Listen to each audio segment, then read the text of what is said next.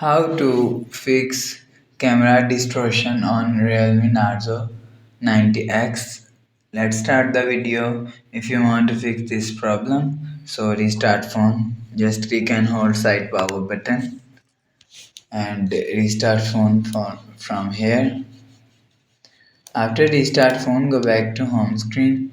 You will see your problem is solved. But if it not solved, so clean camera lens with the help of tissue paper. After cleaning lens, you will see your problem is solved. But if it not solved, so go to app library. Here click on settings app. Now in setting, scroll down and click on apps. After click on apps, click on app management. After click on app management, scroll down and click on camera. After click on camera, click on storage usage and click on clear cache. After click on clear cache, go back to home screen. You will see your problem is solved.